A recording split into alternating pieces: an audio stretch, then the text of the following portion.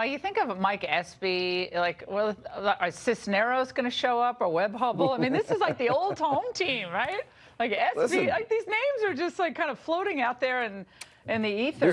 Listen, this is a big win. Think about this. Trump goes, he helped Marsha Blackburn. He helped DeSantis. He helped Scott. He helped defeat Claire McCaskill with Hawley. He helped defeat Joe Donnelly. He helped defeat Heidi Heitkamp. He couldn't go in all 435 congressional districts, but he helped in the Senate. It's going to help him big time. Yeah, and I think, Sean, you might have pointed this out, but, Mia Love, poor Mia Love, but she wasn't on board with Trump on immigration. I like Mia Love. I really trade. do. I wish she would have held her seat. I do, too. I don't think that, the president probably shouldn't have said the no love thing, and she probably shouldn't have criticized him on the way out the door yesterday. But well, maybe she'll be back. I think she's got. Yeah. She brings a lot to the Republican Party. I hope she comes back. That was a tough loss. I really wanted her to win. All right. Well, Hannity, great show big tonight, night in Mississippi, though.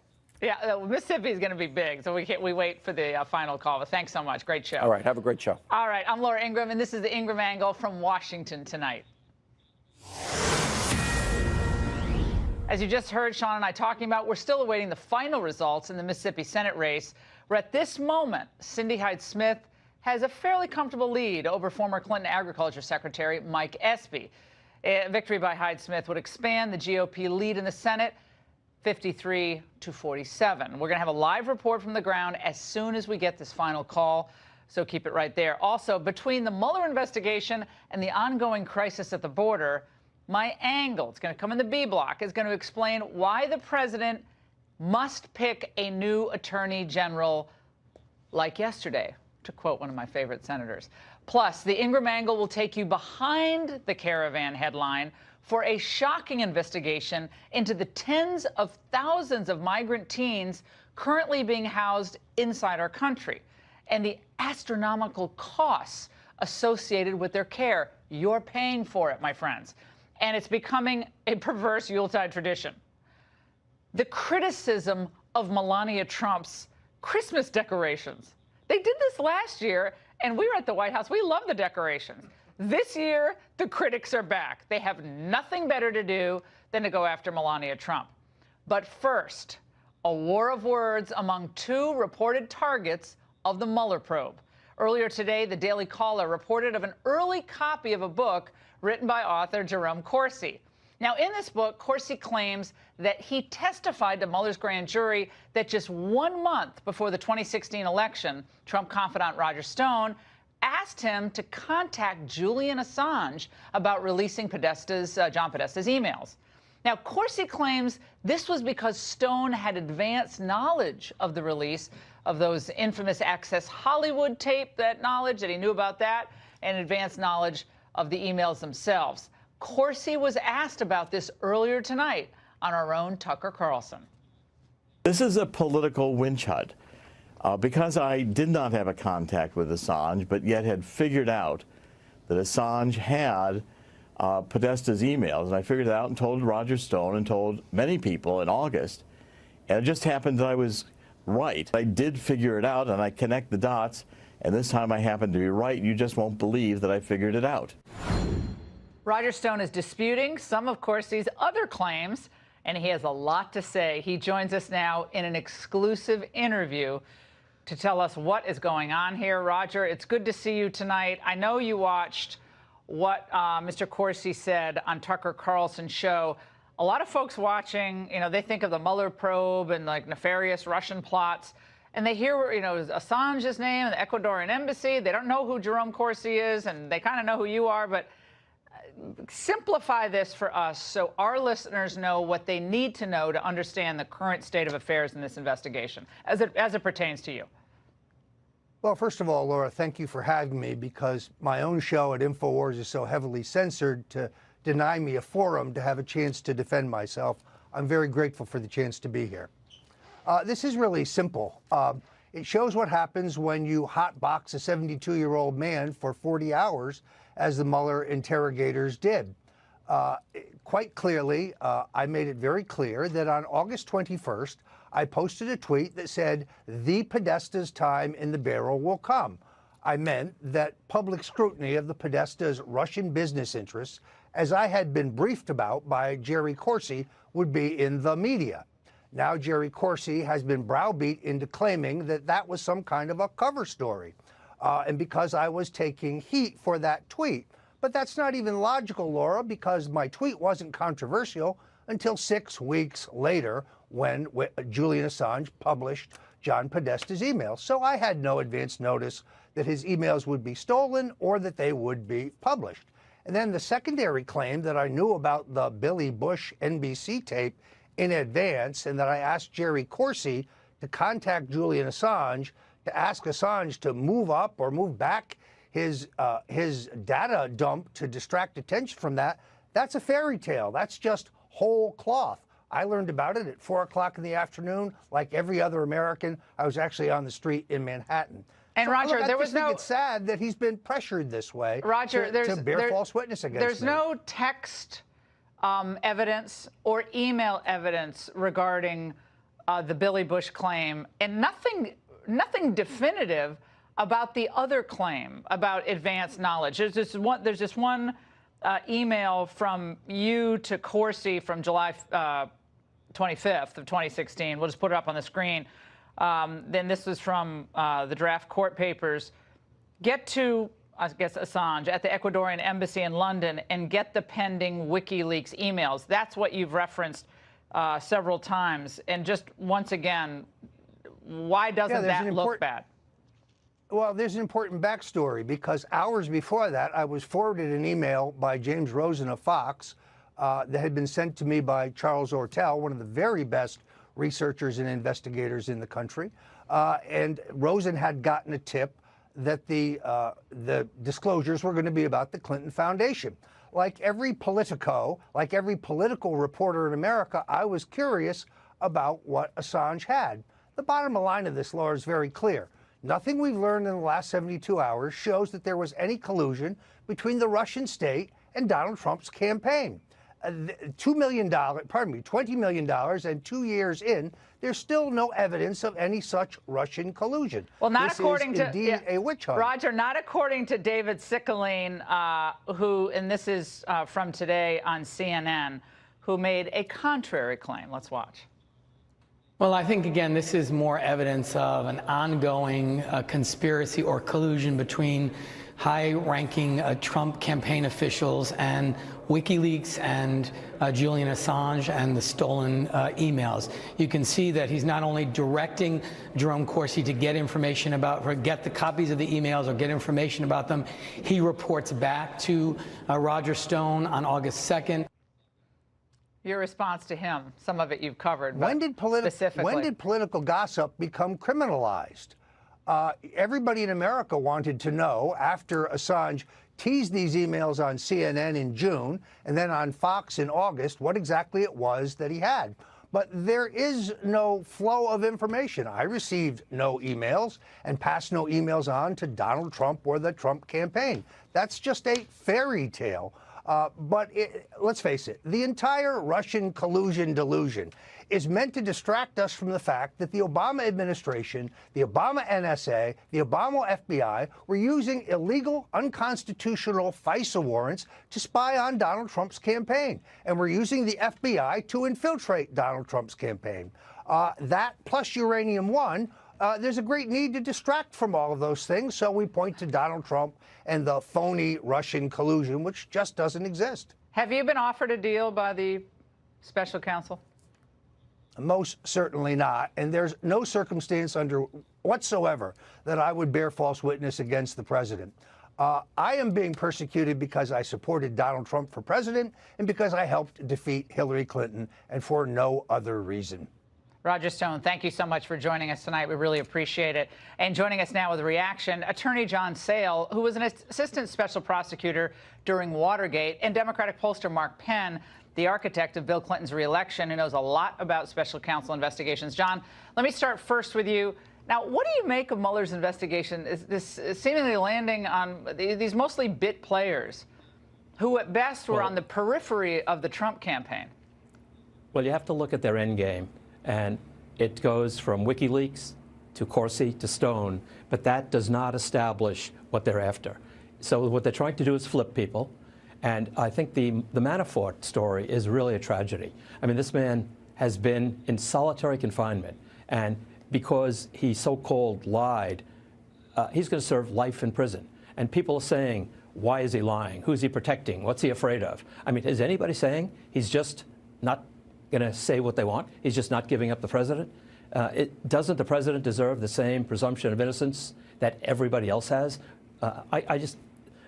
Sometimes I think that I'm living on another planet. But when you hear Mr. Corsi and Mr. Stone going on television and saying they're going to be indicted and actually explaining their defense, I would think as their lawyers are tearing their hair out.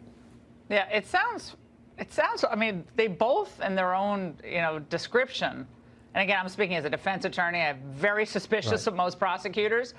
No offense to prosecutors out there who are doing a good job, but I know the racket they play. They have an enormous amount of power, and someone is looking at life in prison versus, okay, we just need you to say, you got to be truthful. You know what being truthful means. You want to see your wife for the next 5 years, don't you? You want to see the birth of your first grandchild. Most people just crack. And I think that's what happened to the former national security advisor. I don't think he lied. And Mark Penn, I got to go to you on this. As a political matter, here we are again. It seems like this is deja vu all over again with these special counsels. Well, it does. It seems like the special counsels don't want to end an investigation and not come back with some scalps. And really what you really see here is it seems like this investigation is over. They looked at the campaign. They looked at every email. They got it from the GSA. They interviewed 40 witnesses. This thing was done. Stone's emails here with Jerome Corsi happened after the July 22nd DNC dump in which WikiLeaks announced they had more emails to do. So all they were doing was speculating back and forth between can you get it, what's going on, which you would, frankly, I would have been surprised if Roger Stone hadn't written a bunch of emails to people like that. Everybody was talking about, do you know, have you heard anything? What do you got? Anyone talk to Assange? Criminal, and it certainly shouldn't be the contents of an investigation that's clearly just about over. And we had Corsi tonight, John, respond to this this claim that he had met Assange. Let's watch. Have you ever had contact with Julian Assange? No, I've never met Julian Assange. I've never spoken with him. I've never emailed him. I've had no contact with Julian Assange whatsoever. I mean, why would he lie about that? I mean, there would be some type of record of some type of meeting, and seems like Assange and WikiLeaks is laying out a lot of money saying these meetings that they claim occurred didn't occur. $1 million bet on that. I mean, the special counsel will pass on a lie, they say, if he now changes his story, and they will not oppose probation for him. So I've been through it so many times where the prosecutor, if you say certain things, it's the key to the jailhouse. I remember as a young lawyer in Watergate when Archibald Cox said to a few of us, remember, we're not here to get the president. We're here to do a thorough investigation. That's what I would hope the American people deserve from the Mueller investigation. But, I mean, how many people believe that Andrew Weissman, who is a staunch Hillary Clinton supporter, and others who are in this special counsel's office, Mark Penn, are they're the Elliot Nesses out there. They're just getting the information. That's all they want is the information. They're going to put it out there. It seems highly unlikely, and that's why people like Dershowitz are out there. Let's play what Alan Dershowitz said, and we'll let you react. He's going to produce what he believes is going to be a devastating attack. He's going to put together everything. He's going to use information from Manafort and others without necessarily disclosing that they're liars. Well, look, I think that Andrew Weissman has a questionable reputation for having taken witnesses and taken the legal process too far. But the most important thing I found was in the exit polls. Donald Trump only had a 44% job approval, but 54% believe that the Mueller investigation is political in nature.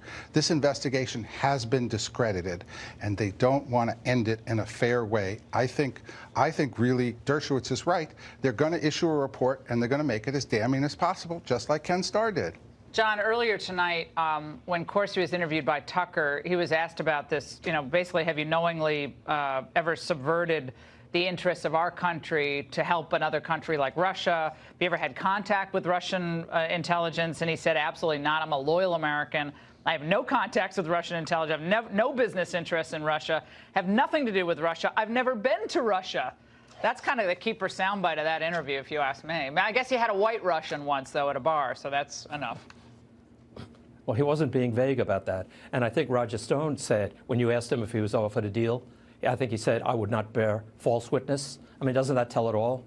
But I think this investigation needs supervision. And I think it needs supervision by a permanent attorney general, not to cut it off, not to cut off its oxygen, but to say, let's bring this to a reasonable conclusion. Now, John, you gave the interview to my introduction, basically, to my next segment about why the president needs to select an attorney general now. So thank you for that. Great segment, guys. Thanks pleasure. so much.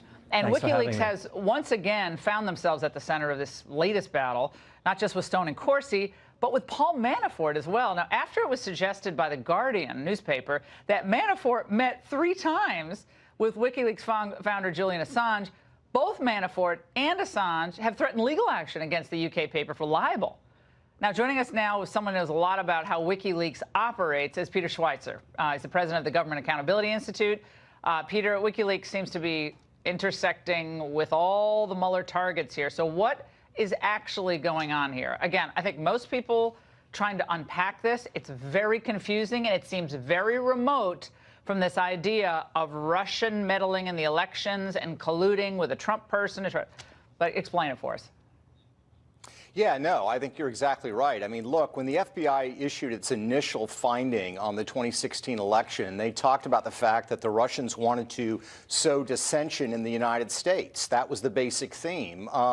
But, you know, the Clinton campaign and the Democrats did not want to accept the 2016 election results. And they quickly pushed this narrative that really what the Russians were doing was helping Donald Trump win. And they now are hoping that Mueller's going to come up with evidence of that fact, and they simply haven't. In fact, if you look at what happened in 2016, you look at all the things at play, the Steele dossier, you find Russian fingerprints everywhere, and not designed to help Donald Trump, but designed to cause dissension. WikiLeaks has, long time been a crossroads for information. It provides information to reporters. It gets used by news sources. But the notion that somehow it is part of some master plan that they collaborated with the Trump campaign and the Russians is just laughable. And I think the pushback that you're getting on these claims by The Guardian are evidence that there's a lot of false misinformation out there about precisely what went on. Well, at some point, an attorney general, if we had an attorney general who wasn't acting, didn't have any kind of cloud hanging over his head, would say, okay, at what point can the special counsel's office be sanctioned? I mean, this is the problem with these special counsels, independent counsels. They're kind of running wild with the veneer of supervision. I know Rosenstein and Trump have seemed like they're getting along better, and that's great. But if the whole game here is to turn the screws on like 72-year-old men to say, okay, you're going to, gasp your last breath in prison unless you fess up to like spooning with Julian Assange, the whole thing is a farce. And at some point, the special counsel's office, if this keeps going the way it's going, I don't understand why there wouldn't be sanctions filed against some of these lawyers making these outrageous moves in our judicial system, honestly. That's where I am on this right now. Unless something else happens, that's where I am tonight. No, I think you're right, Lauren. Look, the narrative and the goalpost keeps shifting. I mean, the original narrative was that the Trump, the meeting at Trump Tower and the Russians, they're working together. Then it's Roger Stone is working with Julian Assange. Well, what these emails show, of course, is Roger Stone didn't have contact with Julian Assange. He's asking Jerome Corsi to reach out to Julian Assange. So now the focus is on, this author, Jerome Corsi, who's 72 years old, who was not involved in the Trump campaign, was not a central player in this drama, and they've decided they're going to put the squeeze on him. But he has a book out. By the way, this is the news story today, Peter, in the New York Times. Okay, I just got to put up this headline real quick, get you to react to it. So this is the news story, that Manafort's attorneys have been briefing Trump's attorneys on what he told Mueller. Well, Yeah. So what? As if lawyers Welcome to the never world talk. of information sharing among lawyers. Big deal. That's exactly right. I mean, defense clients do this all the time in criminal cases. They do it in investigations. This is what's done. I mean, this is where it's come. And to the larger point that I was making, Laura, to your point about the Attorney General, these issues, I mean, you look at the Steele dossier. Christopher Steele, the person that wrote it. You look at the gentleman at the State Department, Weiner, who was pushing it and legitimizing it. You look at a guy like Adam Waldron, who was also pushing it. All of them are tied to a Russian oligarch named Oleg Deripaska. Well, it'd be very interesting to find out what role, if any, that this Russian official might have played in pushing the Steele dossier. I don't think the Mueller investigation is going to look at it. If we had an Attorney General, they could certainly make sure that that was subject of a serious investigation. But as long as you don't have someone making a priority, it's not going to happen. All right. Interesting information all around. Great conversations. Up next, my angle on the next AG. Stay there. Justice delayed, justice denied. That's the focus of tonight's angle. I put an Attorney General that never took control of the Justice Department, Jeff Sessions, never took control of the Justice Department, and it's a sort of an incredible thing. I'm disappointed in the Attorney General for many reasons, and you understand that. Well, it happens in relationships. The president and Jeff Sessions started off strong. They were tight. But then they basically ended up hating each other. Well, it's been 3 weeks since Trump canned Sessions, and we haven't heard much about his filling this critical position of the Attorney General since this. Well, I have some very, very good people, but, I mean, there's no rush. You know, it has to go through a Senate process, which takes a long time, but we'll pick somebody that's great. We're going to pick somebody that's very good. Well, the fact that we still have no AG nominee has Senate Judiciary Committee Chairman Chuck Grassley up in arms. He said, I think it would be wise for the president to get somebody appointed like yesterday. How long does it take for you to make up your mind for who you want to be Attorney General? Grassley makes a good point here. This is no time for the administration or the United States to be without an Attorney General. We need a permanent top law enforcement officer in place, particularly at a time when our border is under assault. Now, for its own part, Democrats and their media sponsors have had a field day since the president's selection of former Sessions Chief of Staff Matthew Whitaker, and he was named, of course, as acting AG. Lawsuits have been filed by Senate Democrats Blumenthal and Hirono to remove Whitaker, claiming the pick is unconstitutional, since Whitaker hasn't been confirmed by the Senate. He very simply cannot install a person like Matt Whitaker, who is his lackey and lapdog, when the office really requires qualifications. And Matt Whitaker lacks the key qualification, which is approval by the Senate.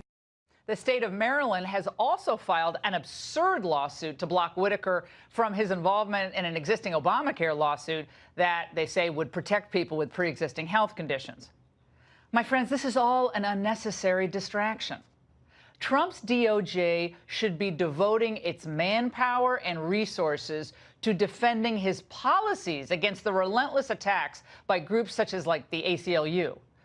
There's no point in fighting unnecessary battles launched by vicious opponents, nor by delaying the nomination of a new AG does the president need the appearance of seeming to be worried about the pending Mueller report. Now, notwithstanding the bad blood between the president and Jeff Sessions after his recusal in that Russia probe, Sessions was tough and he was in sync with Trump on border enforcement. And now more than ever, we need a strong, smart, well-respected AG who is liked by the president to immediately do the following. Number one, lead the fight against the nationwide injunctions enacted by activist district court judges on issues from illegal immigration to health care. These injunctions issued by these activists on the bench are thwarting the rule of law, the will of the American people, and the president. Number two, the new AG needs to launch an investigation of open borders groups such as Pueblos Sin Fronteras that have organized and choreographed this migrant crisis at the border. These organizations are criminal conspirators. They're masquerading, though, as nonprofits helping the migrants. Now, right now, there are laws on the books that a smart leader at DOJ could utilize to stop this caravan madness. What are these laws? Well, under Section 274 of the Immigration and Nationality Act, any person who knowingly brings or just attempts to bring in an alien into the United States illegally has committed a crime punishable by up to 10 years in prison.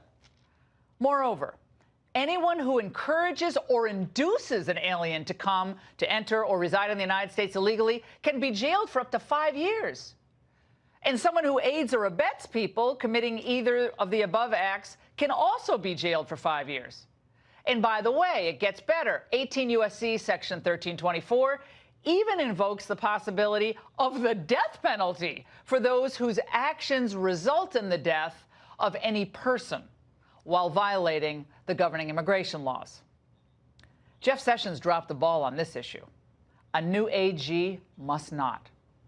Number 3, before Pelosi takes the gavel and a deluge of Democrat-led congressional investigations hit the Trump White House, a whip-smart, strong, experienced AG is needed to coordinate legal strategy and defend the president's policies and decisions. That means coordinate with the White House. This requires that he or she be confident and competent enough to appear on fair media outlets to advance the White House's position. We need to see the Attorney General. Fourth, let's face it, we need a new AG to help restore public trust at the department and, of course, the Department of Justice and the FBI.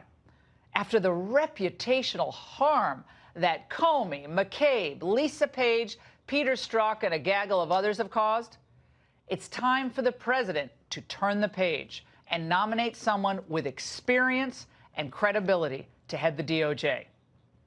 Now, weeks ago, I suggested former New Jersey Governor Chris Christie as a possible AG pick. He would be fantastic. So would our next guest.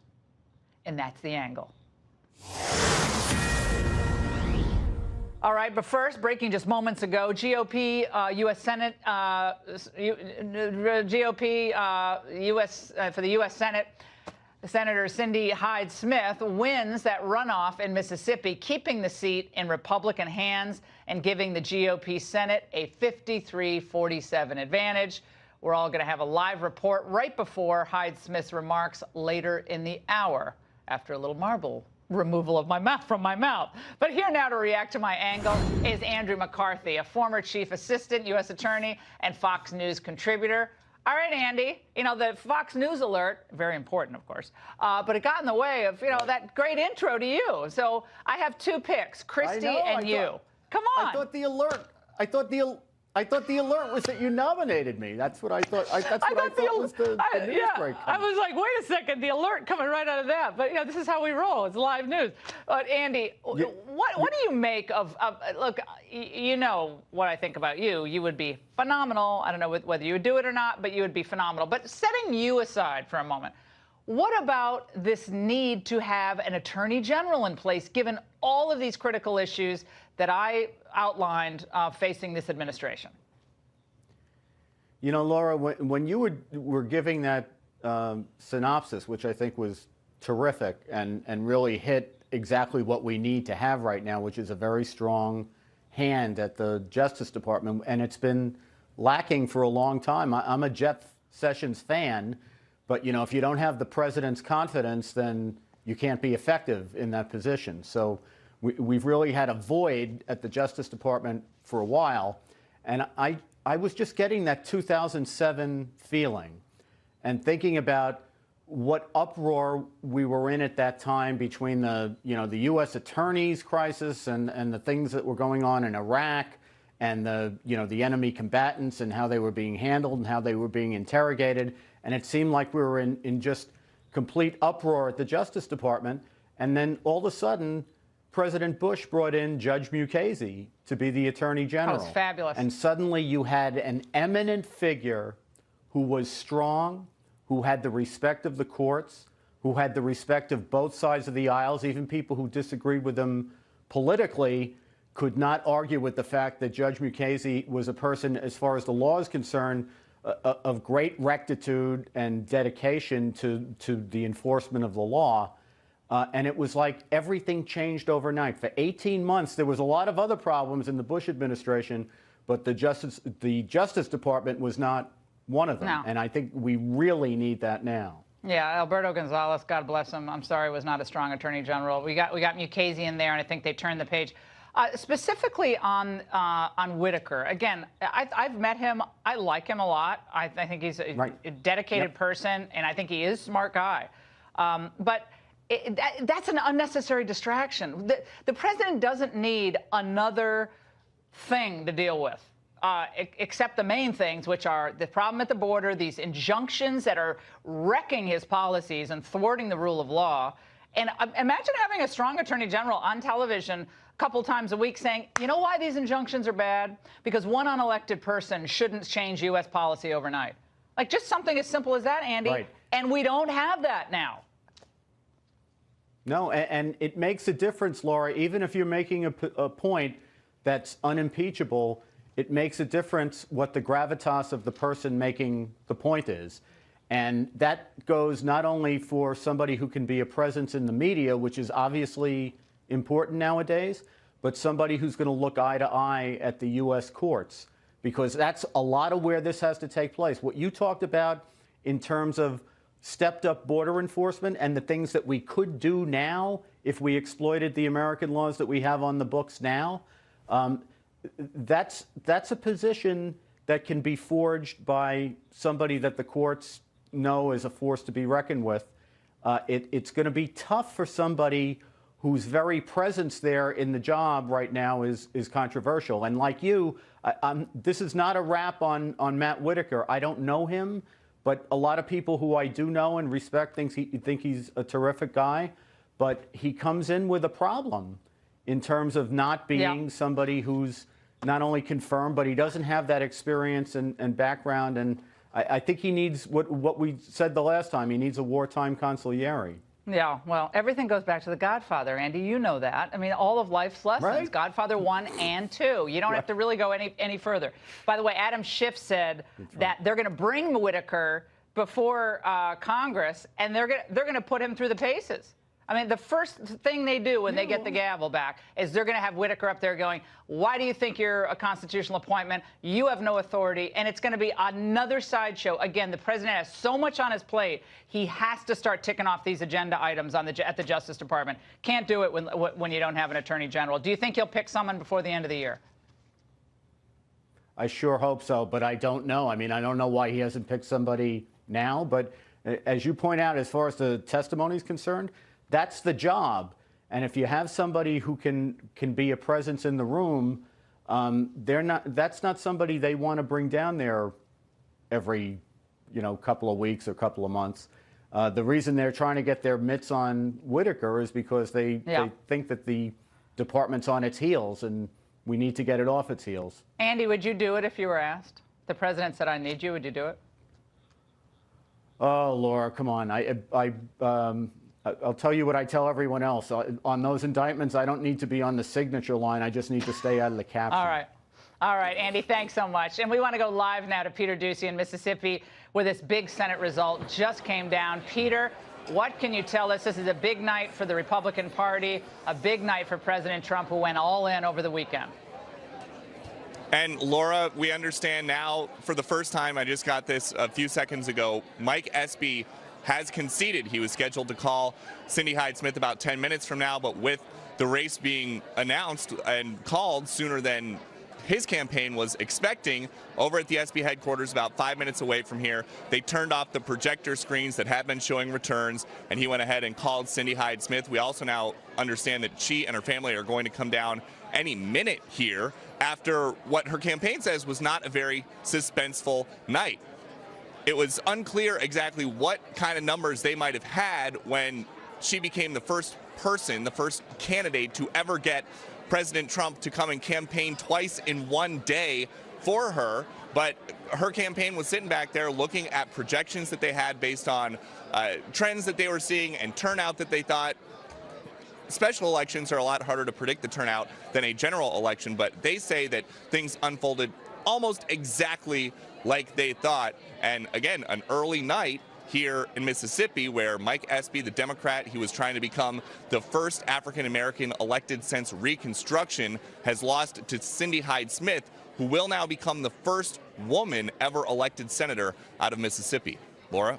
Yeah, Peter, that's a first. And what they also did, and they worked overtime to do this over the last week and a half, is this was, they were trying to make this out to be another, disaster, Confederate flag. She's basically a segregationist up against, some would be the first African-American senator from Mississippi. And I think in the end, a lot of these charges are falling on deaf ears because people think it's just too much. If everything's racism, then nothing is racism after a while. And I think it obviously didn't work. And it wasn't a horse race, contrary to what all these media people were drumming up. It's a horse race. Never was a horse race. And Laura, I had somebody associated with the Espy campaign tell me a little while ago that they were not, and I'm just going to turn around with this music to make sure that she's not coming out. There's too many signs I can't see. But somebody with the Espy campaign said they thought that this was going to be just like the Alabama special election, where it's at a strange time on the calendar and there's all this controversy and a Democrat can sneak to a victory. But what wound up being totally different is when Roy Moore was the candidate in Alabama, the president never even did a rally for him. He just got as close as Pensacola, Florida. And the rest of the bigwig RNC folks in D.C. kept him completely at arm's length. The GOP sent the full cavalry here to Mississippi. Again, 2 Trump rallies in a day. Ronna McDaniel was there with them. The vice president was with them. The other senator, Roger Wicker, was here. Lindsey Graham was here. So they had a full show of force to come and help Cindy Hyde-Smith. And she's about to accept the rest of Thad Cochran's term here in Jackson, right across from the Thad Cochran courthouse. Yeah, Laura. It's a funny thing, Peter. When they all unite together and fight for something, they oftentimes win. Peter, thank you so much. And we're going to take you to the Hyde-Smith speech if it happens within the hour, which I imagine it will. But first, the caravan is just one of many issues facing our country at our southern border. But it is this next story that might be the most shocking. Now, check this out. Right now, 2,324, mostly Central American teens, are being held at just one facility in Tornillo, Texas. Now, more than 1,300 of those teens have arrived just since the end of October alone. So what's the cost to you, the American taxpayer? Nothing, right? Well, it's $1,200 per child per day. And the plans to close this facility, of course, are being scuttled. A contract obtained by the Associated Press shows that this facility could remain in operation into 2020. Now, in the end, this one facility could cost U.S. taxpayers more than, I kid you not, $430 million. Now, for a frame of reference, there are at least 100 of these facilities in 15 states. We wanted to look into who profits from these open borders, nightmares that we're seeing unfolding. And we took a look at the latest HHS resettlement disbursements, and we found that these groups got the most money, ready, to resettle the refugees and the migrants. The United States Conference of Catholic Bishops, woo-woo, they got over $80 million in total government contracts and grants. For some reason, the most recent numbers we have are only 2015. That number has got to be higher today. Now, something called the Church World Service that got over $68 million in both U.S. and state grants and contracts to deal with this influx of all these migrants. The Lutheran Immigration and Refugee Services got over $45 million from the government in 2017. It is no wonder, then, that Pueblos Sin Fronteras, the big backer that we talked about in the angle, behind these migrant caravans, they helped organize the caravans, referred to the mass of migrants in a press release today as, quote, the Exodus. Well, it's an obvious reference to the Bible, of course. They use that same term, the Exodus, 17 times. Joining us now to debate whether this caring for, taking them in, $430 million later, if these numbers hold, why it's all required of us as Christians and people of faith to spend this money, take it all in. Pastor Aubrey Shines in the Glory to Glory Ministries, and Jonathan Merritt, the author of Learning to Speak to God from Scratch and contributing editor at The Week. Jonathan, let's start with you. Do you see how some people might consider this sort of activism a misuse of religion? My question is, can't religious people disagree on how to welcome a stranger and how to help others in need versus essentially throwing open our borders and releasing people once they cross the border illegally? Yeah, absolutely. We can disagree on how to do it. I think that what you're reading in this press release is a recognition of the fact that the Christian story is really a migrant's tale, and this is not the first ministry to use that kind of language. The U.S. Conference of Catholic Bishops have done this. The World Relief, which works with the National Association of Evangelicals, have done this. The Ethics and Religious Liberty Commission of the Southern Baptist Convention, with 15 million evangelical members across the nation, have also drawn on this language. So this use of this language is not a controversial thing if you really look at the groups that are using it. And it's not a left-right thing. You're finding that a lot of Christian groups on the political right have used this language as well. I understand what you're saying. However, if you take money off the table for the U.S. Conference of Catholic Bishops, they get about $100 million. All in, it's about $100 million a year. Okay, Lutherans about a half, 50 million. Other groups, tens of millions of dollars. You take that federal money off the table, and I'd love to see all of the great work of all these organizations. Yeah. It's slightly offensive if you've ever spent time with social workers in America. These are not people driving Cadillacs and making it rain with money. These people, listen, I'm saying the people who are resettling refugees. If you actually go out and spend some time with Catholic Charities, for example, these people are not in it for the money, and even insinuating that is quite frankly quite offensive to religious Americans. I will say what's offensive to me is someone cherry-picking verses out of the Bible like Matthew 25, the admonition to feed the hungry and welcome the strangers. Yeah, but you're not cherry-picking. You're not cherry-picking out of the Bible because now you're in my arena. I mean, I'm the guy here between the two of us who went to seminary. You're not cherry-picking it out of the Bible. Yeah, we're cherry-picking, Aubrey. Almost every biblical character, almost every character in the Bible was an immigrant. Is it in the Bible not to let the other guests speak? I don't think so. So let's go to Matthew 25. Does the admonition to care for others apply to individuals or to governments, Aubrey? Well, listen, first of all, thanks, Laura, for having me. Always great being with you. And Jonathan seems to choose whatever he wants to choose. He certainly doesn't represent an orthodox view of anything that's biblical, whether it is on this issue or same-sex marriage issues. He just doesn't.